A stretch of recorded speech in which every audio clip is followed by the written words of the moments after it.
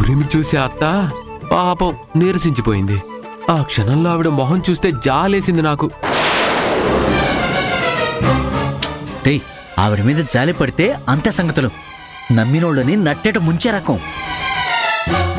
Tablets కి thanks చెప్పాలి uncle. బాగా వర్క్ చేశాయి. ఎంగేజ్మెంట్ ని స్టాప్ చేశాయి. ఈ దెబ్బతో అత్తా సౌమ్య వారం 10 రోజులు కోలుకోలేరు అంతే.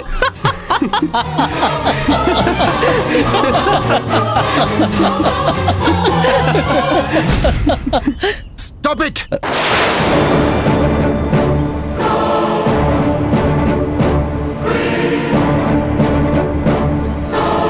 ఎందుకురా? ఎందుకు అలా పగలబడి నవ్వుకుంటున్నారు? ఏం సాధించారని, ఏం ఘనకార్యం చేశారని? మీరు డాక్టర్లా క్రిమినల్సా? ఆరోగ్యాన్ని కాపాడవలసిన డాక్టర్లై ఉండి ఆరోగ్యాన్ని ప్రమాదంలో పడేసే పనులు చేస్తారా? సిగ్గుందారా మీకు అసలు? నాన్న అది షట్ అప్. నువ్వు ఏ ఎక్స్ప్లెనేషన్ ఇచ్చినా ఎక్స్క్యూజ్ చేసే విషయం కాదురా. టాబ్లెట్స్ ఇచ్చి మరి అక్కని సౌమ్యని పేషెంట్లుగా మారుస్తారా? ప్రాణాలు తీసే ప్రయత్నం చేస్తారా? ఏదైనా జరగరాంది జరిగితే ఏమయ్యేదిరా? హంతకులుగా నిలబడేవాళ్ళు. ఎంత దారుణంగా ఆలోచించడానికి మనసెలా వచ్చిందిరా మీకు? ఎరా, వాడంటే చిన్నోడు, నీ బుద్ధే గడ్డితుందా? నిశ్చితార్థాలు ఆపినంత మాత్రాన నిర్ణయాలు మారతాయా? ఇలాంటి చెత్త ఆలోచనలు, తప్పుడు పనులు చేయడానికి మనసెలా వచ్చిందిరా మీకు? అది కాదురా. ఏది కాదురా? వాళ్లకు నరకం చూపించి మీరు నవ్వుకుంటున్నారా? పైగా నాకు నచ్చజెప్పే ప్రయత్నం చేస్తున్నారా? నా మేలు కోరే అక్కకి కీడు తలపెడతారా? నేను వీడికి న్యాయం చెయ్యాలని చూస్తే నువ్వు నాకు అన్యాయం చేయాలని చూస్తావా? ఒక ఫ్రెండ్ చేసే పనేనా ఇది? చూడండి, మళ్ళీ ఇలాంటి పిచ్చి పిచ్చి పనులు ఎప్పుడైనా చేసే ప్రయత్నం చేశారో ఈ జన్మలో క్షమించను. జాగ్రత్త. అమ్మా,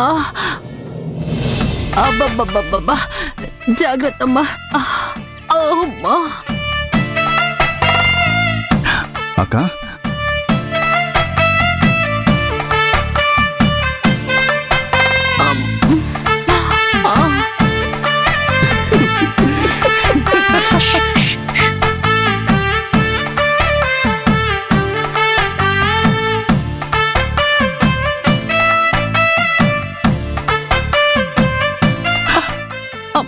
అక్క, అక్క, రేగుణ, అమ్మా, మెల్లగా అక్క. అబ్బా, అయ్యో అమ్మా, అయ్యో అమ్మా, అబ్బబ్బబ్బా. అక్క, ఎలా ఉందక్క ఇప్పుడు? అమ్మా, పోవాల్సిన ప్రాణం రా. పాపం డాక్టర్ పుణ్యాత్ముడు సెలైన్ల మీద సెలైన్లు ఎక్కించి ఒడ్డున పడేశాడు. అక్క, అసలు మీకు ఇలా అవ్వడానికి తెలుసురా, నాకంతా తెలుసు.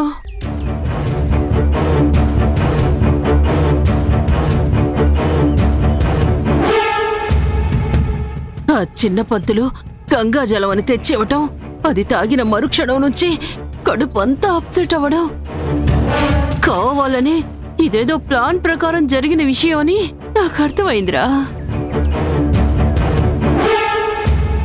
ఇప్పుడు నువ్వు వీళ్ళని తిట్టడంతో నాకు పూర్తిగా అర్థమైపోయింది. ఆ తప్పుడు పని చేసింది వీళ్ళేనని.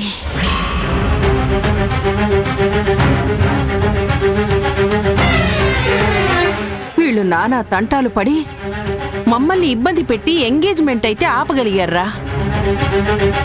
కానీ మీరు తలకిందులుగా తపస్సు చేసినా మా నిర్ణయాన్ని మాత్రం మార్చలేరు.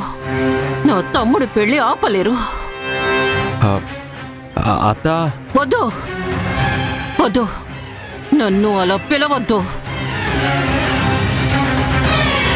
వరుస తెలిసిన వాడివి అయితే ఇలాంటి వంకర పనులు ఎందుకు చేస్తావురా?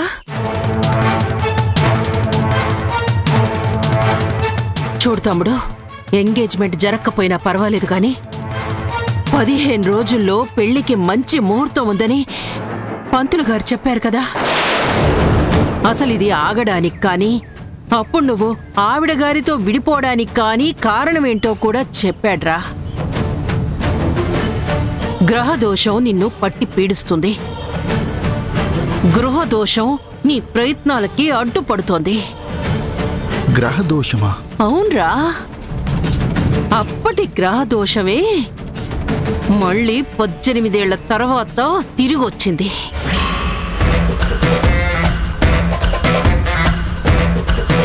దానికి తోడు గృహదోషం కూడా పోగయ్యింది. అవే ఈ అడ్డంకికి కారణం.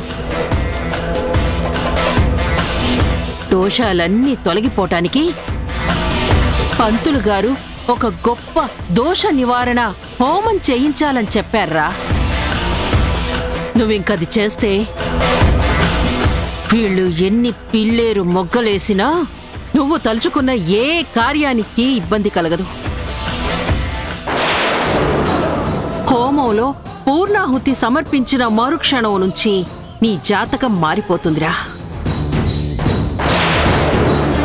నీ నిర్ణయాలకి బలం చేకూరుతుంది. ఎవ్వరు ఎన్ని విశ్వ ప్రయత్నాలు చేసినా నీ వివాహం సౌమ్యతో జరిగి తీరుతుంది. నేను జరిపించి తీరతాను.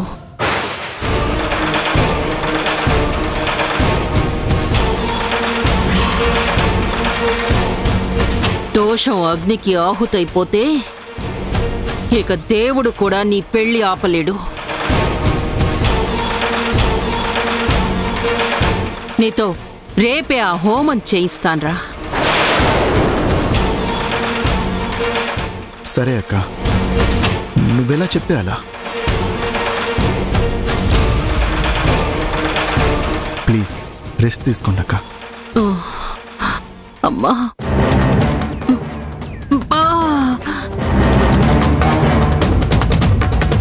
ఇంకా గుడుగుడు కూడా అంటూనే ఉందిరా. అబ్బా,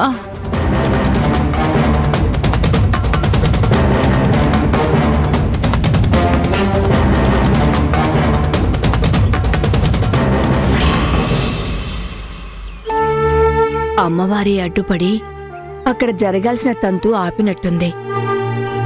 వాను వెలిసి తెరిపించినట్టు కాస్త మనసు కుదుట పడింది. అమ్మవారు అడ్డుపడి ఆపుతుంది, నీ మనసు కుదుట పడుతుంది. కానీ ఇవతల నా మనసు రగిలిపోతుంది. ఎందుకు ఎరగలేది? జరగాల్సింది జరిగితే నీ మనసు బాగుండేదా? అవును, జరగాల్సింది జరిగితే మా నాన్న తన పిల్లలమే అని ఒప్పుకుంటే మనసు తేలిక పడ్డమే కాదు, ఆనందంతో ఉరకలేసేది. అమ్మవారు మీకు సాయం చేసిందని మీరు సంతోషపడుతున్నారు. మరి మా అమ్మగారు, అదే నీ కూతురు గారు, ది గ్రేట్ యోగా మాస్టర్ ఏం చేసిందని, మాకేం మేలు చేసిందని మేమెందుకు సంతోషపడాలి? అదేంటి అలా మాట్లాడుతున్నావు? అక్కడ తంతు ఆపాలనే కదా గుడి దాకా వచ్చింది. వచ్చింది కరెక్టే. వచ్చి మాకు చేసిన ఫేవర్ ఏంటి?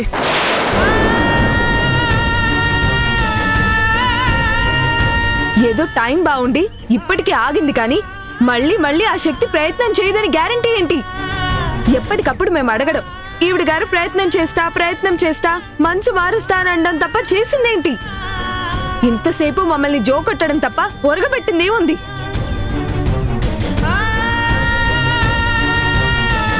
అంటే నేనేం ప్రయత్నం చేయలేదంటావా? రిజల్ట్ ఏది? నీ ప్రయత్నం కరెక్ట్ అయితే ఆయన గారు అసలు గుడిదాకా ఎందుకు వస్తాడు? పట్టు పంచెలు కట్టుకొని పంతుల ముందు ఎందుకు కూర్చుంటాడు? వస్తే జరిగిందేం లేదు కదా. ఎందుకు లేదు? నువ్వు ప్రాధేయపడ్డావు. ఆయన అసలు ఎందుకు వచ్చారు, వెళ్ళిపోండి అని గద్దించాడు. ఈవిడ గారు ఒక్క అడుగు ముందుకు వేసి, నీతో నేనేం సుఖపడి చచ్చాను కనుక చేసుకో, నువ్వు పెళ్లి చేసుకుంటే నాకు అభ్యంతరం లేదు, నన్ను భార్యగా అంగీకరించకపోయినా వీళ్ళని పిల్లలుగా అంగీకరించని వేడుకుంది. అదేనా మనసు మార్చే పద్ధతి? నీ పిల్లలే అని ఒప్పించే విధానం? సౌమ్య మాత్రం ఏం సుఖపడుతుందని చెప్పించావే తప్ప ఏం ప్రూవ్ చేశావు? ఈ గొడవ మొదలైన దగ్గర నుంచి నువ్వు అనేది ఒక్కటే మాట, నీ పిల్లలు ఒప్పుకో ఒప్పుకో అని. ఆయనేమో కాదు కాదు నేను నమ్మను, వీళ్ళు నా పిల్లలు కాదు అని. మీ ఇద్దరి మధ్య వాదనలే కాని వచ్చిన ప్రయోజనమేముంది? ఆయనేమన్నా ఒప్పించావా? ఆయన చేతుల్లో మమ్మల్ని పెట్టావా? ఆయన ఏమైనా ప్రేమగా మమ్మల్ని గుండెలకి హత్తుకున్నాడా?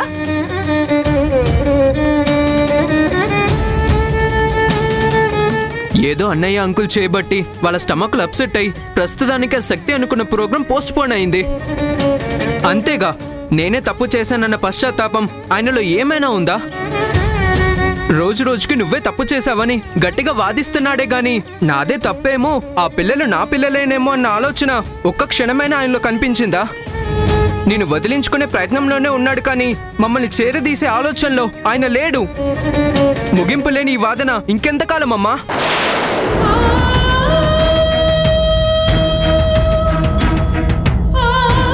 నేనేం నా ప్రయత్నాన్ని విరమిస్తానని చెప్పలేదు కదా. ప్రయోజనం లేని ప్రయత్నాలు ఎన్ని చేసినా ఎంత చేసినా వేస్ట్ అమ్మా. నువ్వేదో చేస్తావని నీ మాటలు నమ్మి ఆశతో ఎదురు చూడడమే తప్ప ఫలితం మాత్రం శూన్యం. ఎందుకే అలాంటి మాటలు మాట్లాడుతున్నావు? అమ్మ ప్రయత్నాల్ని అర్థం చేసుకున్నది ఇంతేనా? శతవిధాలా మిమ్మల్ని ఆయన పిల్లలని ఒప్పించడానికి ప్రయత్నం చేస్తూనే ఉన్నాను. నా ప్రయత్నంలో ఎలాంటి దోషం లేదు. లేదమ్మా, నీ ప్రయత్నంలో దోషం లేదు, అంత మా పుట్టుకలోనే ఉంది. కన్న తండ్రి అసలు మీరు నాకు పుట్టలేదు అంటాడు, నువ్వేమో నీ పిల్లలే అంటావు. ఈ బాధనికి అంతం లేదు, మా బతుక్కి మోక్షం లేదు. ఏం చేస్తావో, ఎలా చేస్తావో, ఎలా నమ్మిస్తావో, ఎలా ఒప్పిస్తావో నాకు అర్థం కావడం లేదు. పోయింది నీ మీద నమ్మకం, గౌరవం అంతా పోయింది.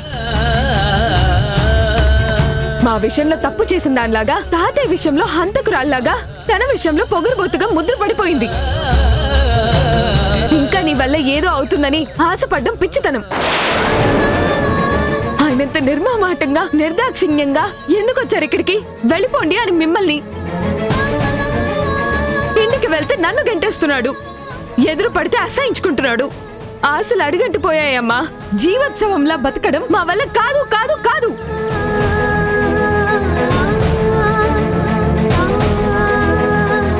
అయిపోయిందమ్మా, మా బతుకులు నాశనం అయిపోయాయి, మా జీవితాలు సర్వనాశనం అయిపోయాయి. నీ ఈగోకి మా లైఫ్లు బలిచ్చావు. నీ అహంకారంతో మా జీవితాల్ని అంధకారం చేశావు. ఇంకా మా బతుకుల్లో వెలుగు లేదు, తండ్రితో కలిసి బతికే వెసులుబాటు లేదు.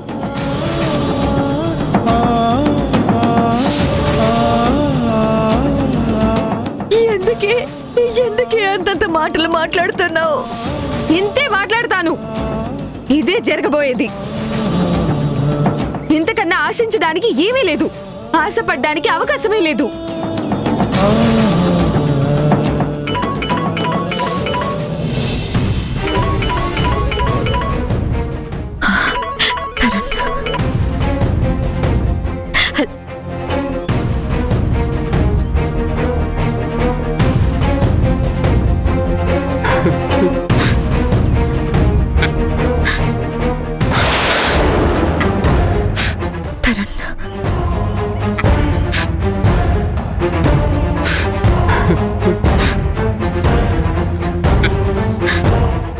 ఏమైంది?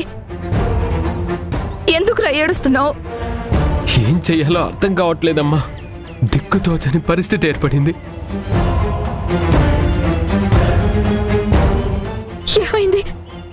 ఏమైందో చెప్పు. నిశ్చితార్థం ఆపే ప్రయత్నాన్ని నాన్న కూడా తప్పు పట్టాడు. అత్త మాటలు విని అపార్థం చేసుకున్నాడు. ఆవిడ్ని సమర్థిస్తూ నన్ను అసహ్యించుకుంటున్నాడమ్మా. నిజాలను అంగీకరించే పరిస్థితి పూర్తిగా చేయి దాటిపోయిందమ్మా. ఎందుకు అలా అంటున్నావు? ఏమైంది? నీ వివాహం సౌమ్యతో జరిగి తీరుతుంది. నేను జరిపించి తీరుతాను.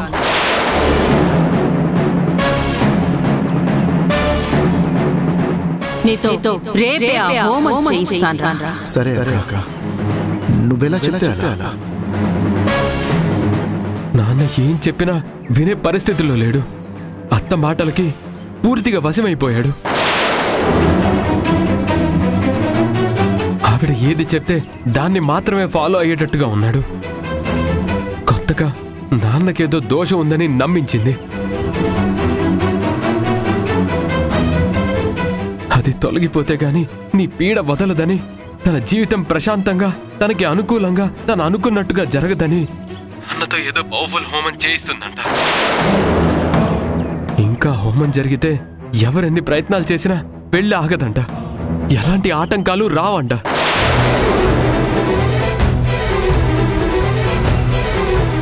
అత్త దగ్గరుండి నాన్నతో హోమం జరిపిస్తుందంట. 15 రోజుల్లో ఏకంగా సౌమ్యతో పెళ్లి జరిపిస్తానని అత్త శపథం చేసిందమ్మా.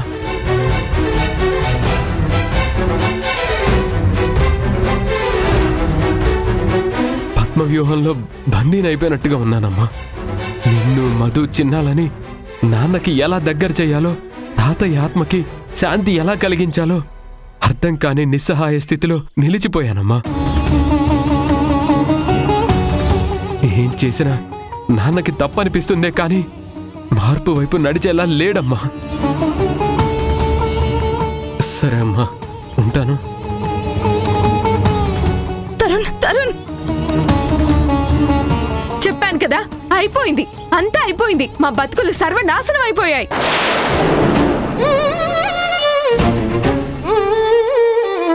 అప్పుడెప్పుడో నువ్వు చెప్పాల్సిన ఒక్క మాట ఆలస్యం చేయడం వల్ల ఇప్పుడు మా బతుకులు అసహాయానికి గురయ్యాయి. ఇంకా ఆయన మారుడు, మమ్మల్ని చేరదీయుడు, నిన్ను నమ్మడు. బతుకు మీద తీపుంటే తండ్రి ఎవరో తెలియని పిల్లల్లా లోకం మొత్తం చులకనగా చూస్తుంటే, అనరాని మాటలు అంటుంటే రోషం పౌరుషం చంపుకొని తలంచుకొని బతకాలి.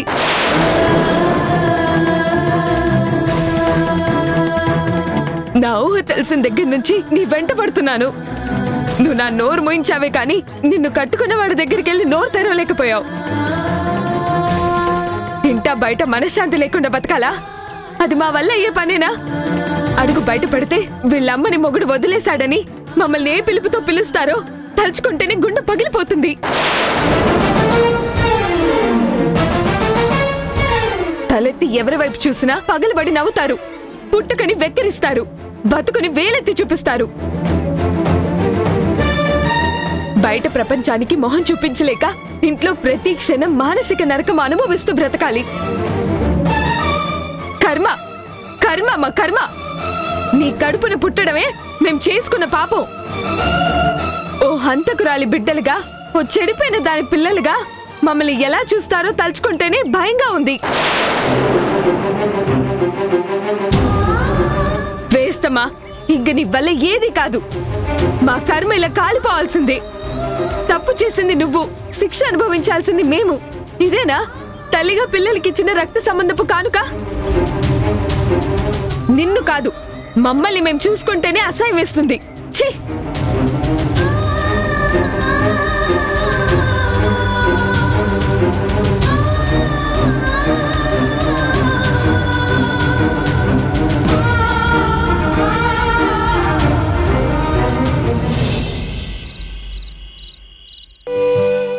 దగ్గరుండి నాన్నతో హోమం జరిపిస్తుందట.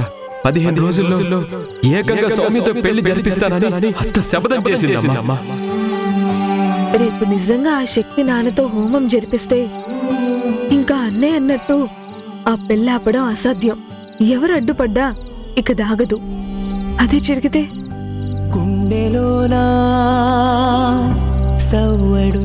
అత్త దగ్గరుండి నాన్నతో హోమం జరిపిస్తుందట. 15 రోజుల్లో ఏకంగా సౌమ్యతో పెళ్లి జరిపిస్తానని అత్త శపథం చేసిందమ్మా. గుణకి పెళ్ళైపోతే పిల్లలకి తండ్రిని ఇవ్వలేని తల్లిగా మిగులుపోల్సి వస్తుందా? పైగా తండ్రి ఉన్నా కూడా అతని ప్రేమ లేకుండానే పిల్లలు జీవితాంతం బాధపడుతూనే బ్రతకాల్సి వస్తుందా? మాత్రం ఉన్న పళంగా పోతున్నట్టుందే. ఉక్కిరి బిక్కిరి చేసే బాధే చుట్టుముట్టిందే. ఓరోరి దేవుడో ఎన్నెన్ని ఎన్ని సితారాలు సేతావు నీ రాతలో నీ సేతి బొమ్మలా ఈ నేల మీద మేము ఆడాలి. గుణ పెళ్ళైపోతే వీళ్ళ భవిష్యత్ ఏమైపోతుంది? భర్తకి జరణి, తండ్రికి పిల్లలు దూరమైపోతారే. పైగా నిందలు మోస్తూ జరణి ఎలా బ్రతుకుతుంది? ఈ పిల్లలు ఎలా బ్రతుకుతారు?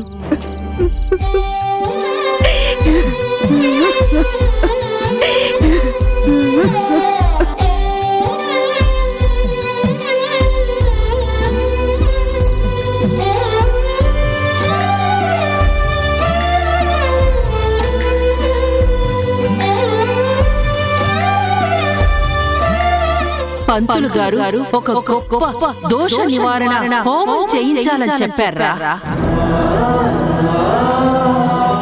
ఈ హోమం గాని జరిగితే అత్త అన్నట్టు నాన్న పెళ్లి సౌమ్యతో జరిగిపోతుందా?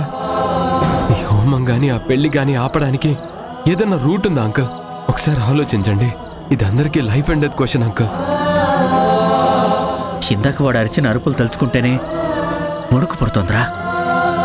ఎంగేజ్మెంట్ ఆపినందుకే అంత ఫైర్ అయ్యాడు.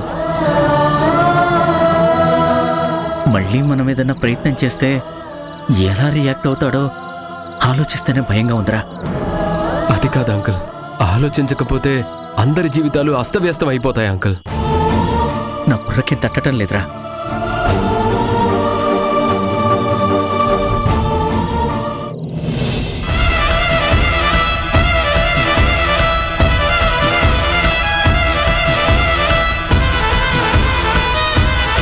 ఇంకా ఈ పెళ్లిని ఎవ్వరూ ఆపలేరు. శక్తి ఫిక్స్ చేసింది, దైవం హెల్ప్ చేస్తుంది. అందరూ పక్కకి తప్పుకున్నట్టే. ఇంకా నో హర్డిల్స్.